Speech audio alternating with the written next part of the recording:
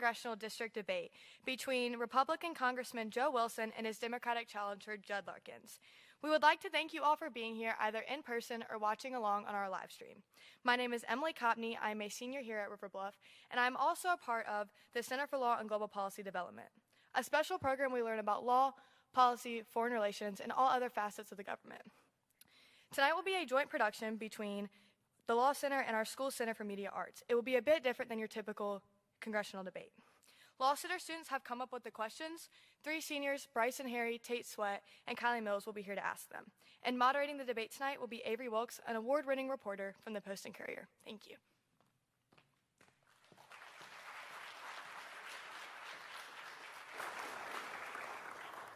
At this time, please welcome to the stage our candidates, Democrat Judd Larkins and Republican Congressman Joe Wilson.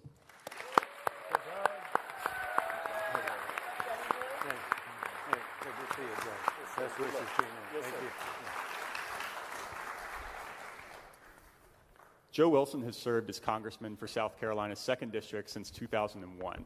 He currently serves on the House Armed Services Committee, the Committee on Foreign Affairs, and the Committee on Education and Labor. He also served in the South Carolina Senate from 1985 to 2001. Democrat Judd Larkins is a businessman originally from 96, South Carolina. He holds degrees from Clemson University and the University of Cambridge. He works for his family's electrical construction company and is the owner of the first Shipley Donuts franchise in South Carolina. A few notes before we get started. Each candidate will have 2 minutes for an introduction, beginning with challenger Larkins. Congressman Wilson will answer the first question. Each candidate will have 1 minute to answer questions. For rebuttals and follow-up questions, the candidates will have 45 seconds. Both candidates will also get 1 minute to make closing statements before tonight's debate ends around 8 p.m. We are expecting a passionate but respectful debate on a range of issues that are important to voters. Our questions will come in 3 sections: American society, American strength, and American prosperity. It is now time for our opening statements. Mr. Larkins, the floor is yours for 2 minutes. Good evening, everyone. I would like to thank the students of River Bluff High for hosting us tonight. Also, thank you to Representative Wilson for your 21 years of service to this district. And of course, a big thank you to each and every one of you here and watching at home. My name is Judd Larkins, and I am running to be your next congressman so that we can turn the page here in the Midlands. It is my vision that we will start securing our future for our younger and older generations through every stage of life. We have to start thinking long-term and setting not only our current generations up for success, but also future ones. And to do so, we have to tackle things such as the rising cost of living and inflation. Gas and groceries are simply too expensive right now. And we must also reaffirm our commitment to Americans by strengthening Social Security and Medicare. My vision is also that we will continue to invest with the purpose in our rural communities. I grew up in a 2-stoplight town of 96. I know that if you give our rural communities resources, they thrive. And we can invest in a way that will bring well-paying jobs as well as additional access to health care and education. My vision is also that we get past all of this useless partisan fighting and start working together as Americans. We need to be focused on the common ground and bringing you results, not insults. In this vision, it's been crafted from thousands of interactions all over this district, meeting people where they are, in their homes and in their communities. I'm not running to take DC's voice and bring it here. I'm running to take your voice to the halls of Congress. This election is about choosing the best candidate with the right vision at this moment in time, and I'm kindly asking for your vote here tonight. Thank you. Thank you, Mr. Larkins. Congressman Wilson, the floor is yours. And ladies and gentlemen, thank you for being here tonight. I want to thank River Bluff High School. Your professionalism comes through every time, your fairness, and so thank you for getting this together. It's really fitting that we're here at a high school. That's how I started, organizing teenage Republican clubs across the Lowcountry from Charleston. And I found out something. You can make a difference being involved in a political process, and you can make lifelong friends. In fact, I met my wife, Roxanne, on the front row here at a teenage Republican camp. And so you can make lifelong friends.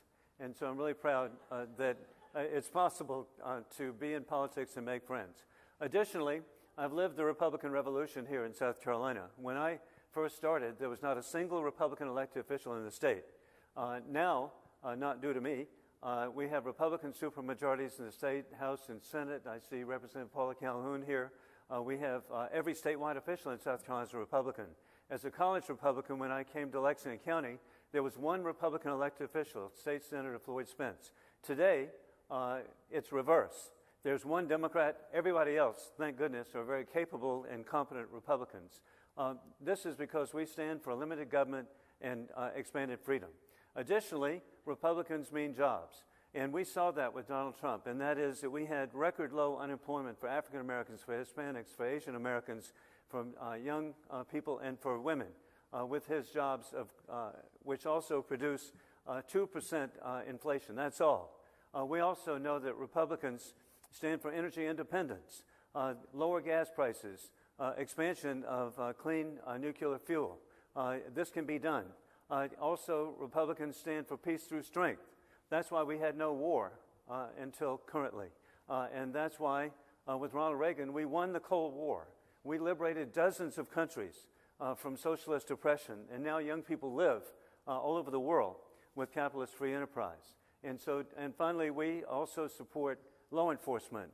This is bipartisan because we've got Sheriff Jay Kuhn here, Sheriff Leon Lott across the river, and also we support strong borders. That's critical because the terrorists are coming across, the human trafficking of young women is occurring, fentanyl is coming across. America has never been at greater risk of attack with the surrender in Afghanistan and open borders. And I want to be there to help protect American families. I yield. Thank you. Thank you, Congressman Wilson.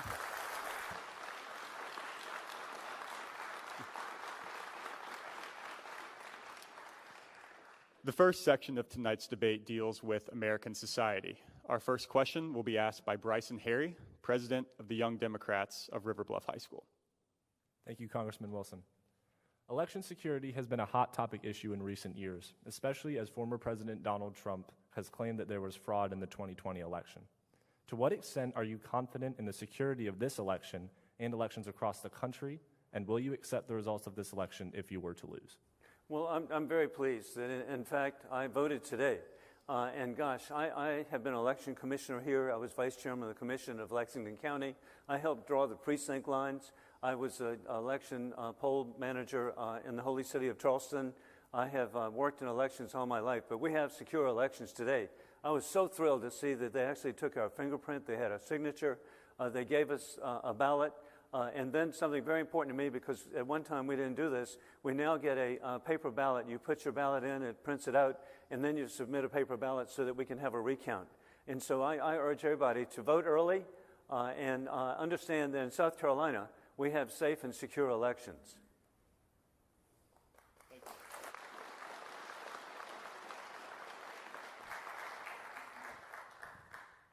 Same question, Mr. Larkins. Yes, thank you, Bryson, for that question. Yes, absolutely. I will accept the result of this election, regardless of the outcome. And I echo what Representative Wilson said.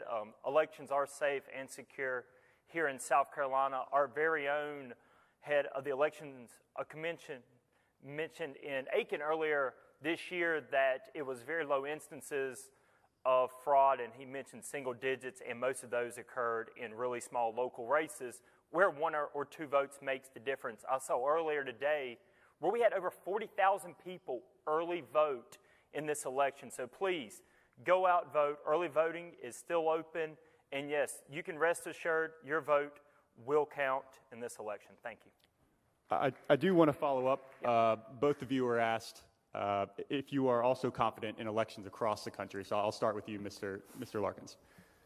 Not just in South Carolina, because you were both very effusive in your praise of South Carolina elections. Yeah, definitely. I trust the other states. I trust that the heads of those elections commissions and also secretaries of state that are in charge of those elections will yield to the voice of their people regardless, and I trust that. But I do agree that we do need to check in if there are instances, but I do trust that everyone wants to restore faith in our institutions, and that begins with having a safe and a secure election. Thank you. Congressman Wilson. Gosh, we agree again. And that is that, indeed, Republicans learned lessons from the last cycle because it was wrong. There were irregularities in Arizona where the Election Commission extended the voter registration unconstitutionally, violating Article 2 of the Constitution. We had the irregularity in Pennsylvania where the Democrat Supreme Court extended the ability to receive ballots without signature and without postmark. And so we've learned a lesson.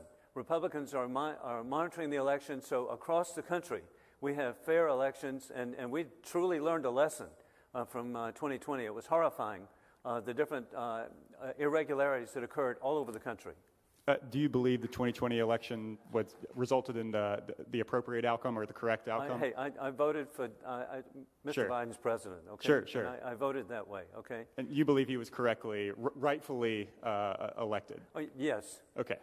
Thank you. That's not an issue. We'll move on to the second question. The next question comes from Tate Sweat, president of River Bluffs Teenage Republican Society. Thank you. Mr. Larkins, abortion access across the country has been uneven since the United States Supreme Court overturned its 1973 Roe v. Wade ruling in June of this year. With state legislatures moving quickly to curb access to the procedure, would you support U.S. Senator Lindsey Graham's proposed federal ban on abortion? Why or why not?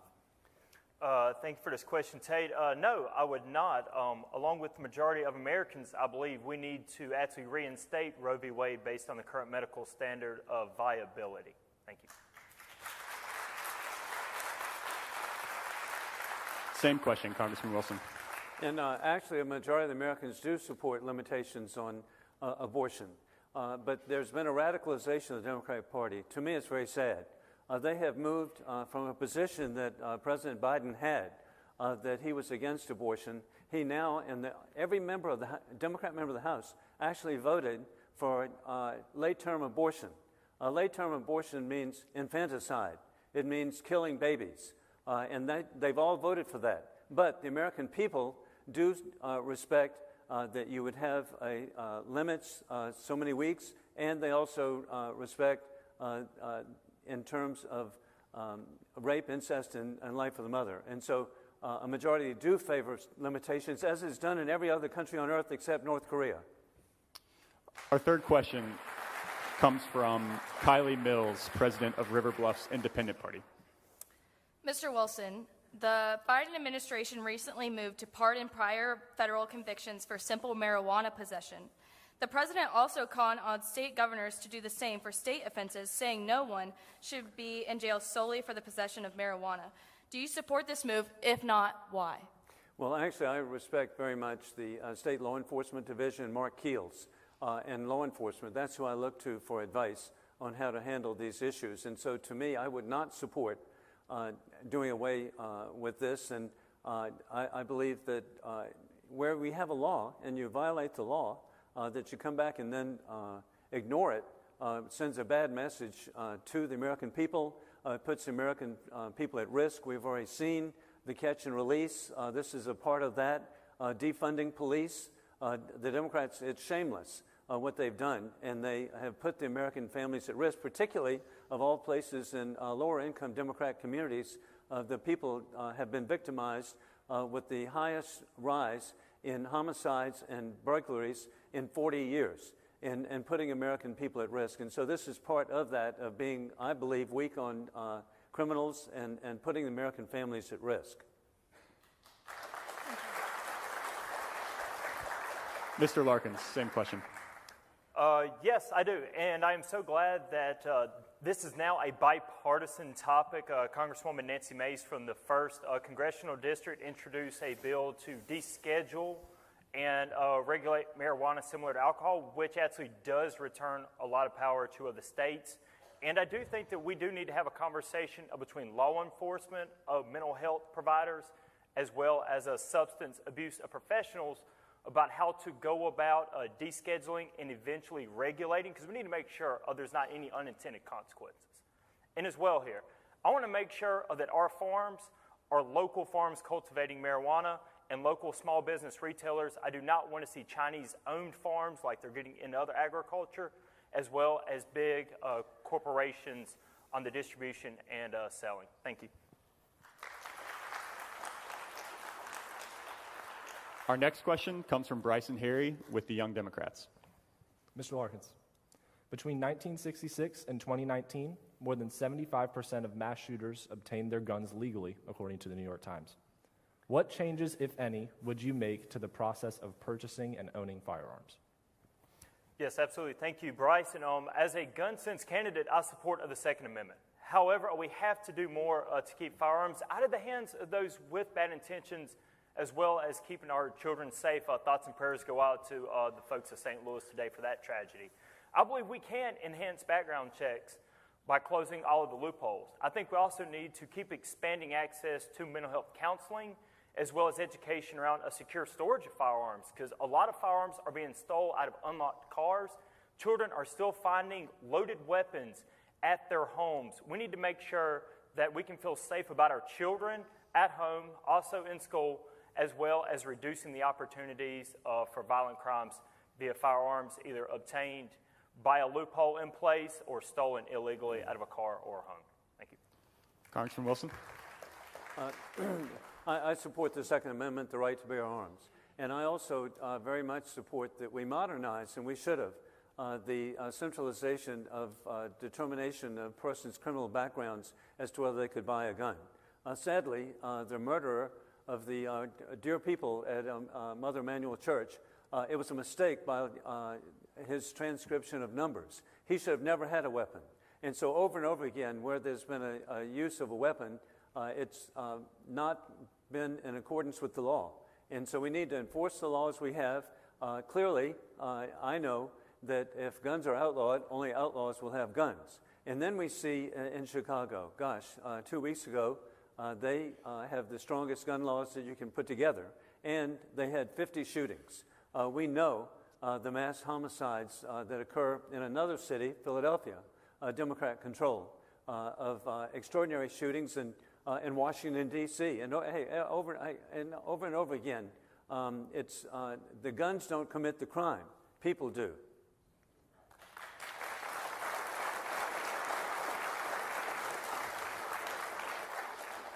Thank you. Our next question comes from Tate Sweat with Teenage Republicans. Thank you. Congressman Wilson, recently the question of capital punishment and certain execution methods such as the firing squad have come before Congress, state legislatures, and the courts. Do you support capital punishment? And if so, which methods do you think South Carolina should consider using? And I do support capital punishment because there's one thing for certain. A murderer or mass murderer will not do it again. And that's what I want to protect American families. And the thought that somebody could get out is just inconceivable to me. And then in terms of the method, we would leave that to the state. And I'm really grateful we've got good people like State Representative Paula Calhoun, who is here tonight. And so I have faith in them. Hey, I have faith in, I'm really pleased to be on a ticket with Governor Henry McMaster and Lieutenant Governor Pam Evatt. Hey, we also have a good Attorney General named Alan Wilson. And so I would defer as to the means to people who will be able to handle it. And this should be a state issue. If other states don't want to have capital punishment, God bless them. But I know that in South Carolina, it would be beneficial to the families of South Carolina. Thank you. Same question, Mr. Larkins. Yes, thank you, Avery. Thank you, Tate, for this question. I also believe life imprisonment without a parole also keeps them off of the streets again, but I'm going to say that I do not support capital punishment because studies have shown it's not an additional deterrent, as well as there are still instances of innocent folks being executed. But I think we need to take a different stance on this. We need to put it on the ballot as a referendum because this is an important issue involving life or death of an individual, as well as what methods, and we've seen the instance of the firing squad being prepared, but yet the state Supreme Court halting it. So I think we need to put this on the ballot as a referendum, and let's let the state as a whole make a determination rather than just folks into the State House. Let's do that. Thank you. We have a follow-up question here from Kylie Mills. Mr. Wilson? Yes. Do you think it's an equal protection issue if one state was to pass legislation to have capital punishment versus the next state over not? No, it would be my view that, again, it would be following the 10th Amendment, and that is that you would have different states have different laws. I think that's permissible. And, hey, I respect other states that might not have capital punishment, but I believe indeed that it certainly does terminate somebody who might commit again. And I do believe it's a deterrence. If people know for certain that they will have a fair trial, and upon conviction, that there's a potential of having the death sentence, and the people that have the death sentence pending here in South Carolina, these are horrible people, and I want them to get their fate. Thank you. Thank you. We will now move on to the second section of tonight's debate, American Strength. Our first question comes from Kylie Mills of the Independent Party.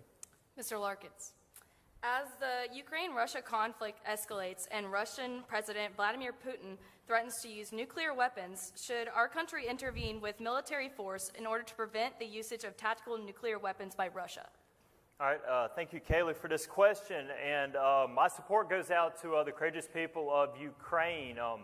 I believe that in the event of an imminent attack by the Russians, especially of a tactical nuke, yes, we would have to intervene, because it's a red line that cannot be crossed in Ukraine, because if it is, it sends a message to our other enemies. It sends a message to North Korea.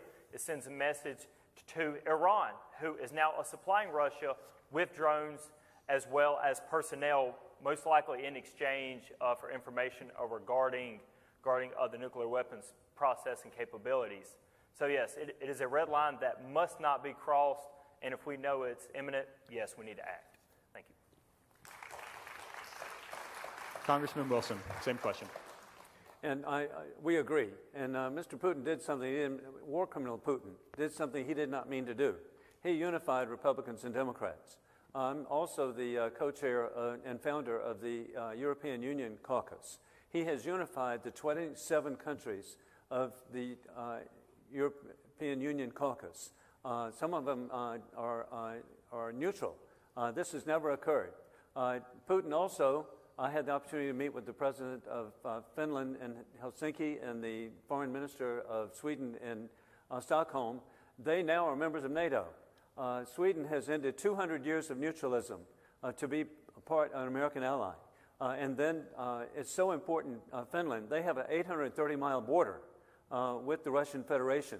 And Putin is sacrificing young Russians for oil, money, power. And so we need to be there, and if it's not going to stop. Judd is right. It's not going to stop in Ukraine. It would go to attack on Taiwan, and ultimately Iran would work to vaporize the people of Israel. Thank you. Our second question of this section comes from Bryson Harry of the Young Democrats. Congressman Wilson. Yeah. The United States has no shortage of potential enemies abroad, including China, North Korea, and Russia, among others. Which foreign power poses the greatest threat to American security? Why, and what actions would you take to respond? And it's really disappointing to me. It's China. And it's really the Chinese Communist Party. And we saw a spectacle over the weekend, and that is that the dictator was so powerful that his predecessors was carried off the stage. And I've been to Beijing and China a number of times.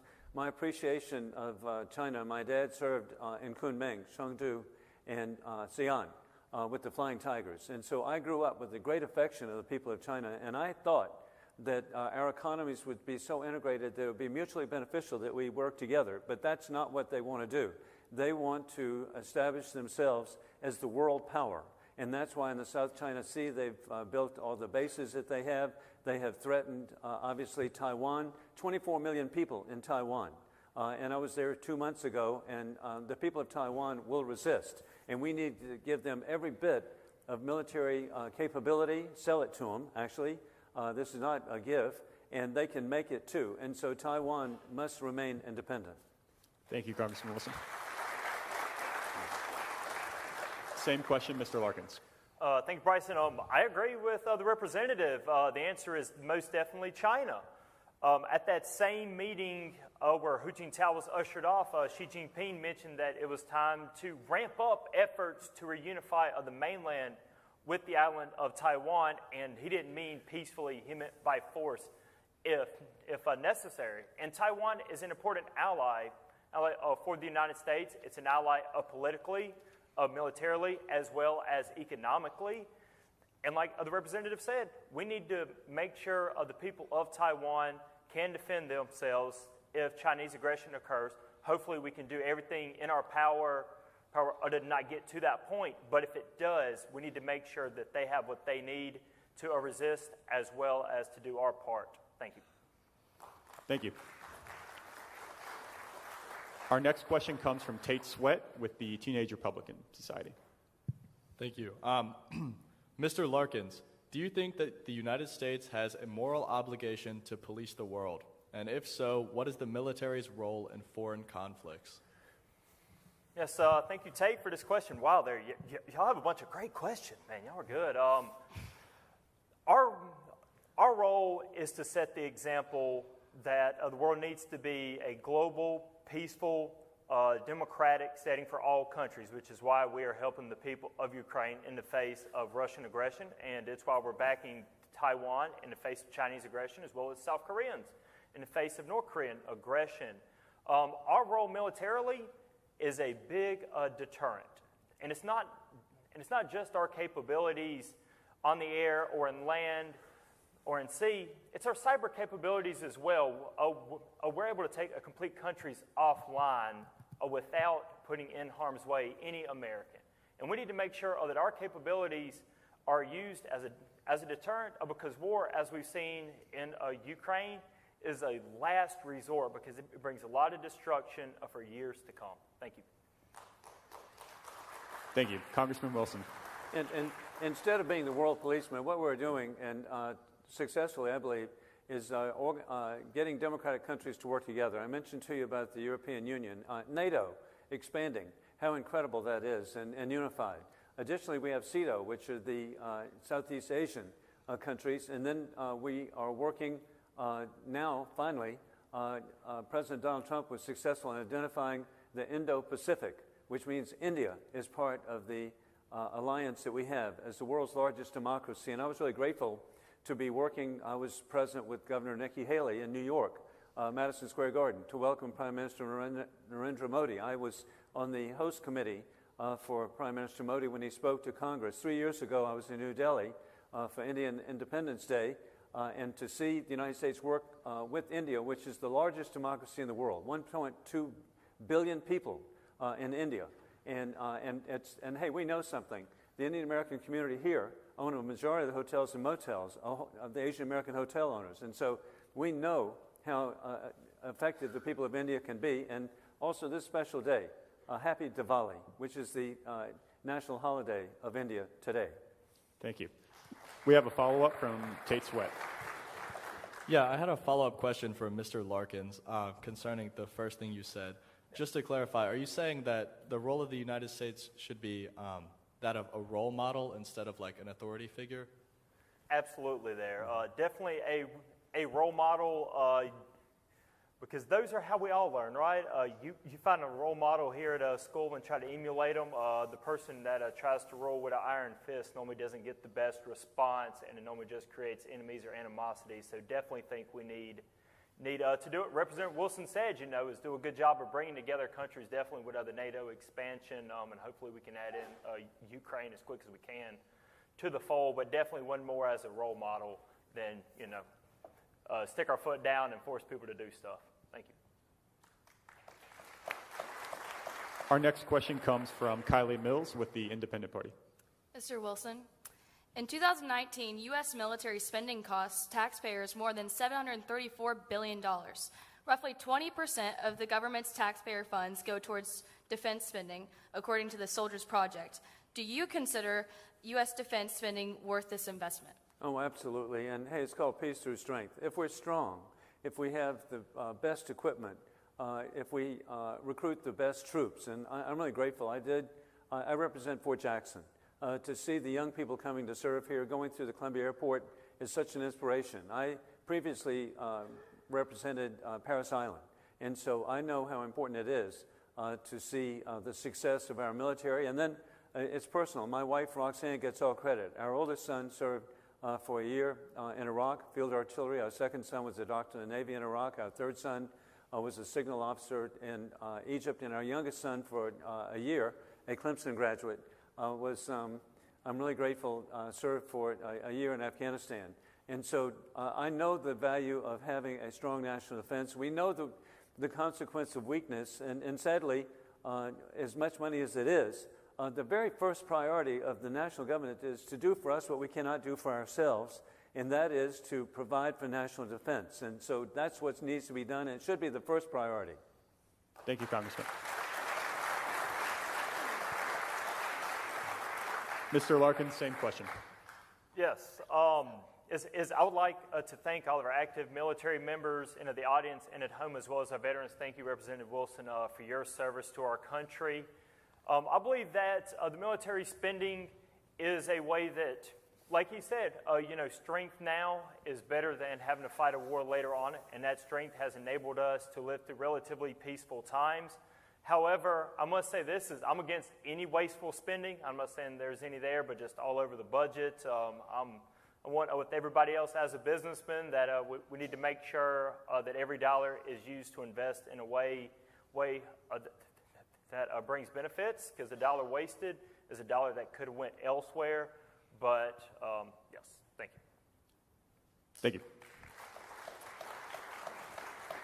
Our last question of the section comes from Bryson Harry with the Young Democrats. Mr. Larkin. 2022 has had a historically high number of illegal border crossings at the southwest border, with over 2 million new migrants as of August, according to Customs and Border Patrol. Would reforming the citizenship process lower the rate of illegal crossings, and where is the balance between national security and amnesty for immigrants? Yes, thank you for this question. This is one of those where we got to stop using it as a political football, and right now it's what it's being used, and both parties have dropped the ball clearly. This isn't a either or. This is we can secure our borders and also modernize and make more humane our immigration process. We have to secure the border because right now illegal drugs are flowing across, especially fentanyl. And those are in high numbers. Heard from SLED a few weeks back about that. But I'm sure myself and like all of y'all are sick and tired of seeing people waiting across the Rio Grande or hearing about tragic deaths in the back of a hot semi-tractor trailer. So we do need to find ways to make it more streamlined, as well as modernize our asylum process. Congressman Wilson.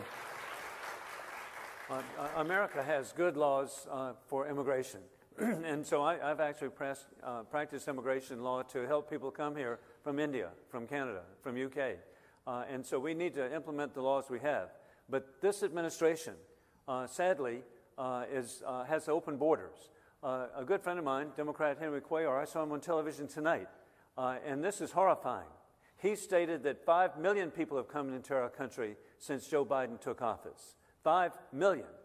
That is a security threat. When I was at the border at Del Rio, I asked how many people on the terrorist watch list had come over, and they said, "We can't tell you."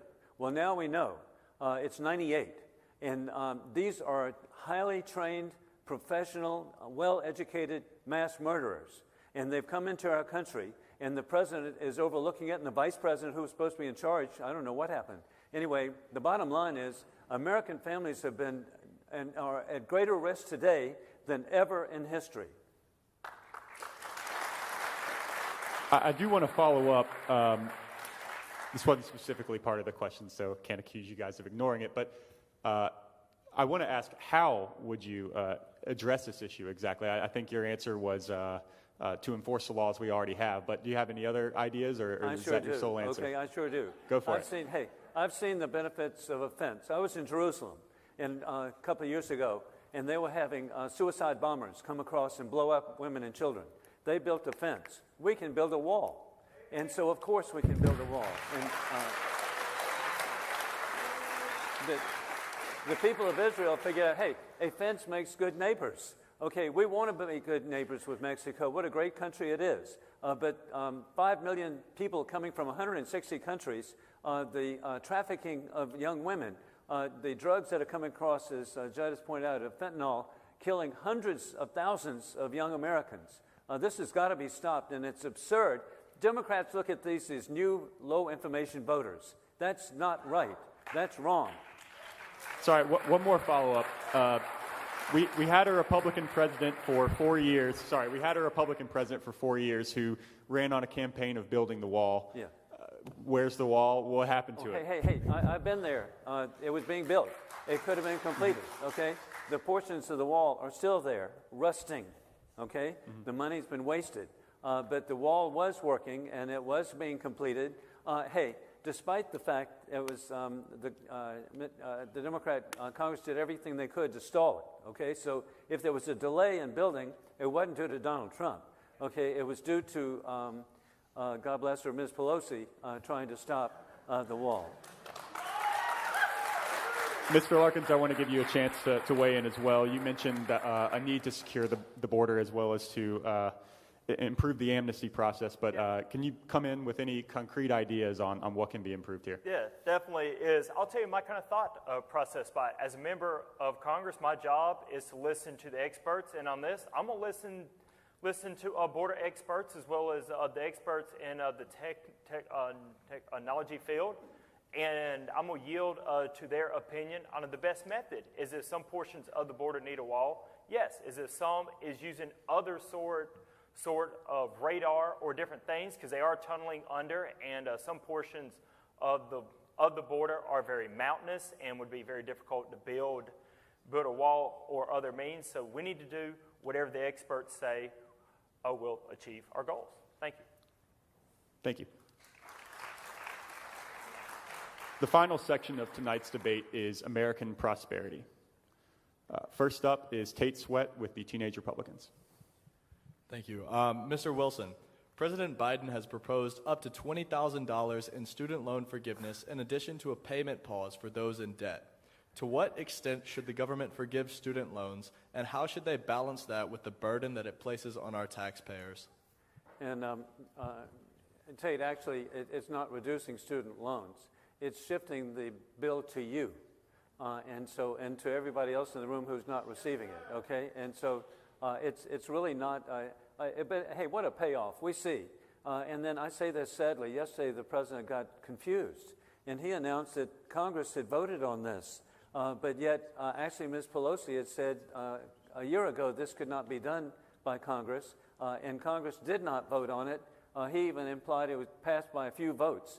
That's how confused this policy is, how wrong it is. It's just simply vote buying. 10,000 for you, 10,000 for you, whatever. That's wrong. And the consequence, that's why we have 8.2% inflation, because of the spending, outrageous spending that puts all of us at risk.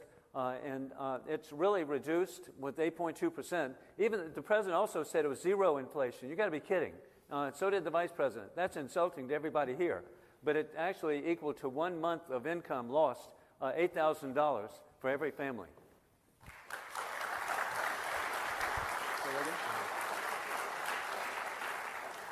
Just a reminder to the crowd, apologies I didn't address this earlier, but we don't need any shouting during the debate, except for other candidates if they would like to. Oh. No shouting, yeah, no shouting, no. Same question, Mr. Larkins. Here. Yeah, thank you. This is another one of those instances of spending more time on a Band-Aid to a symptom than a solution to a problem, and that's what it is. Education is expensive. We need to explore ways of making sure education can be more reasonable, whether it is pegging a person's tuition to stay the same over 4 years or tagging it to a potential lifetime earnings. We also need to steer folks towards trade schools and two-year schools. I work in the construction industry as well as own a donut shop. You can do dang good in those without a 4-year degree, but we need to steer people the right direction. And that's it. To answer the question is it is going to projected cost about $400 billion over the lifetime of the loans, which is projected over 30 years. By comparison, our budget will be $150 trillion at least over that time, and while we can't turn a blind eye to it, we have to keep it into a perspective. Thank you. Thank you. Our next question comes from Kylie Mills with the Independent Party. Mr. Larkins, considering the increasing costs of living nationwide and rising inflation rates, would you support federal legislation to raise the minimum wage? Where would you set the minimum wage, which is currently $7.25 an hour? All right, thank you for this. As a business owner, I can speak from experience here. The minimum wage, it's $7.25, but you're not going to get anybody working for anywhere near that right now. I'm going to tell you the consequences of not raising the minimum wage. It's been the same for 13 years now. Guess what? It made up ground in the last year. As a business owner, you can't plan over that time horizon. But if you move it methodically, business owners can adjust. Pricing increases are more gradual or you'll never notice. But if they occur in a 12, 18-month time span, especially services, where labor eats up a large portion of it, you're going to see these spikes like we're getting right now. So the thing is, we got 29 states have already upped it above 15. We can go to 15 gradually, but the issue now, like I said, I own a business. Cashier's $13, $14, $15 an hour, so it's hard to peg it right now because it just keeps going up by the day. Thank you.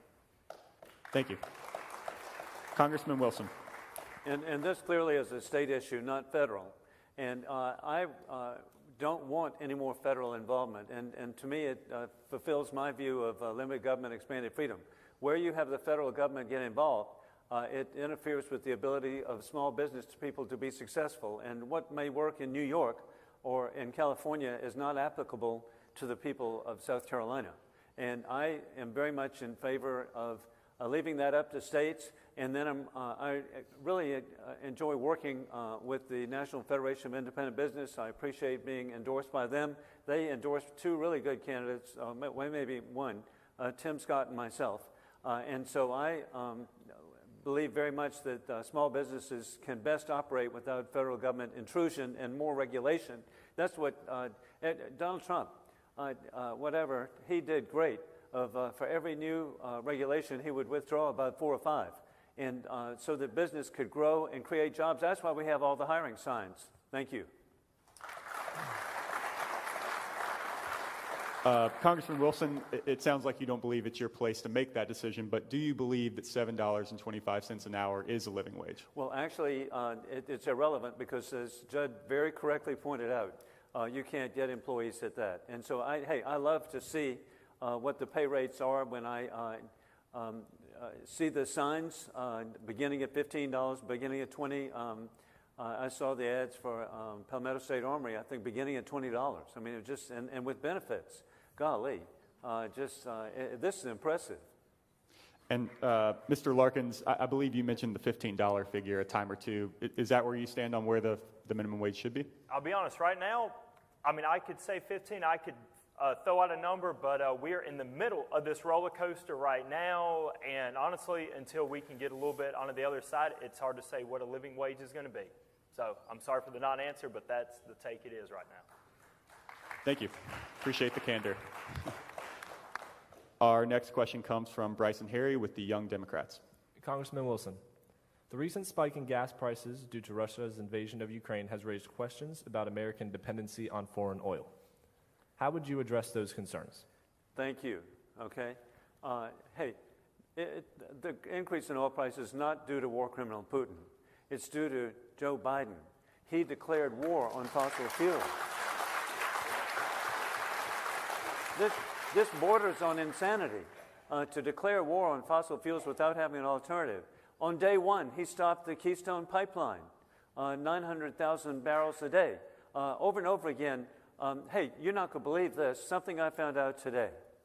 Barack Obama approved 10 times more oil leases than the current president.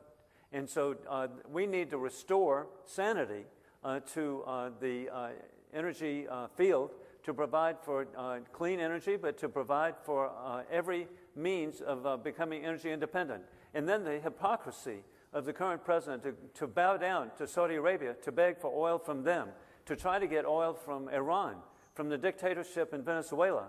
That's inconceivable. It's crazy that it's oil. and we should be drilling here in America.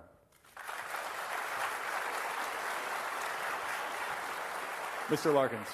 Yes, thank you, Bryson. For the question is, energy independence is a national security issue. And energy independence is not begging of the Saudis for oil. It's also not a drilling in the Midwest, a contaminating water supplies for livestock either.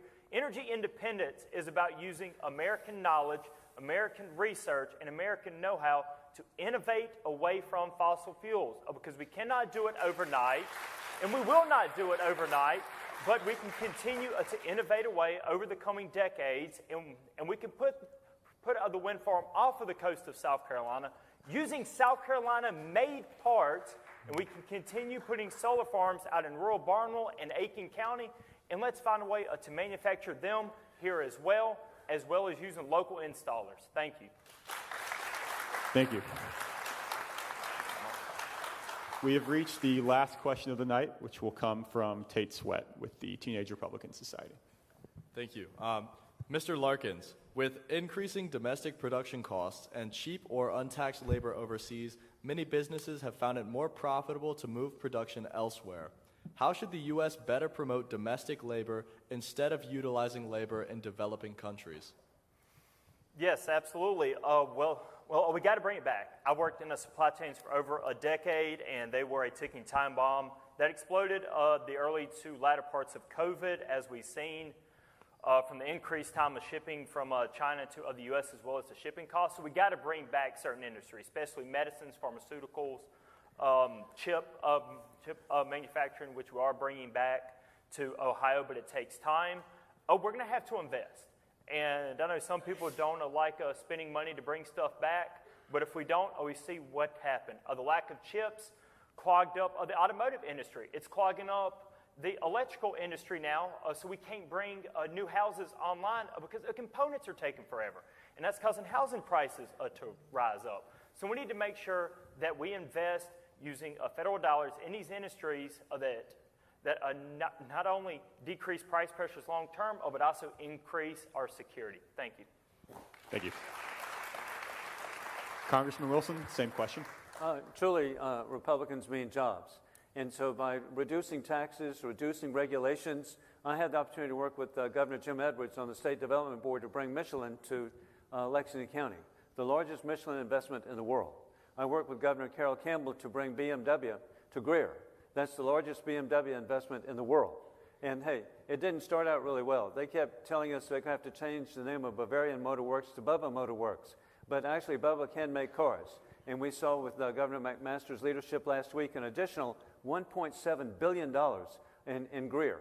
And so over and over again, and I'm grateful to work with Governor Nikki Haley, the Obama administration was trying to stop Boeing from building 787 jetliners in Charleston, but working together with Tim Scott, with Trey Gowdy, with Senator Lindsey Graham, with Attorney General Alan Wilson, we were able to stop the Obama administration from stopping creation of 9,000 jobs in Charleston, with additional jobs, Prismium of Lexington and Zeus of Orangeburg.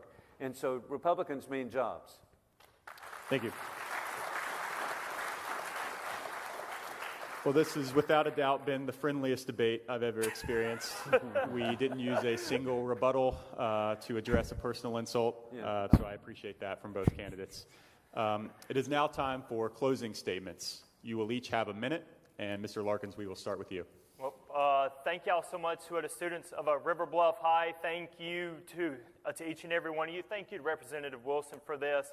I also like to give a shout out to the Wise, my wife Leslie, and also to Roxanne for putting up with us, which is a hard thing to do.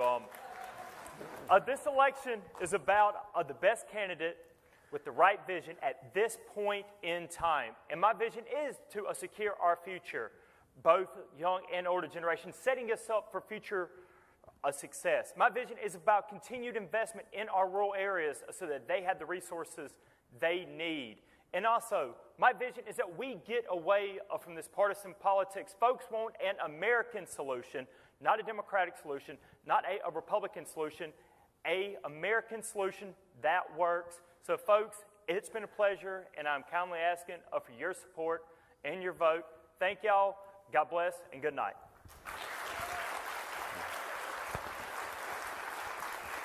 Congressman Wilson, your closing statement. And again, ladies and gentlemen, thank you. And gosh, again, what a continuation of the professionalism and fairness of being here at River Bluff University High School. And I call it that because there are very few universities that look anything like this, okay? So I'm very happy for the students here. Additionally, I want to thank Judd Larkins for his offering to run. It takes guts. I remember the first time I ran, I got 49.9%. But I learned from that lesson and started figuring out how to be elected. And I'm just really grateful to have represented this community in the state senate, 17 years, perfect attendance. I really enjoyed going downtown. Senator Cromer, my goodness, I see you. But anyway, again, and then in Congress, I really want to continue working for a strong national defense. And I will restate again, the American families have never been at greater risk of attack by terrorists than this moment because of the surrender in Afghanistan, the 13 young Americans murdered, and then creating a safe haven in Afghanistan with open borders to bring terrorists into our country. I just can't imagine what in the world is the thought process here. But I would be very appreciative of vote 2 weeks from tomorrow, or even vote early. Thank you. Bye-bye. Thank you, Congressman.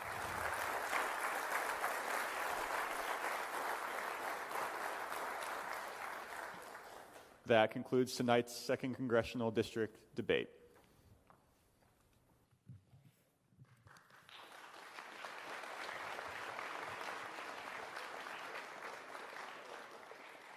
On behalf of River Bluff High School and the Center for Law and Global Policy Development, I'd like to thank Mr. Larkins and Congressman Wilson for taking the time to answer our questions tonight. I'd also like to thank Mr. Avery Wilkes for serving as moderator, and I'd like to acknowledge our Law Center teachers, Michael Burgess, Lindsay Dooley, and Keith Brayman for helping us prepare. I'd also like to thank everyone in attendance for contributing to this debate, as well as the prosperity of democracy itself. It's because of your desire for knowledge and political participation that our democracy is able to survive. We hope that this debate will help voters make informed decisions when they head to the polls on November 8th. Again, thank you and good night.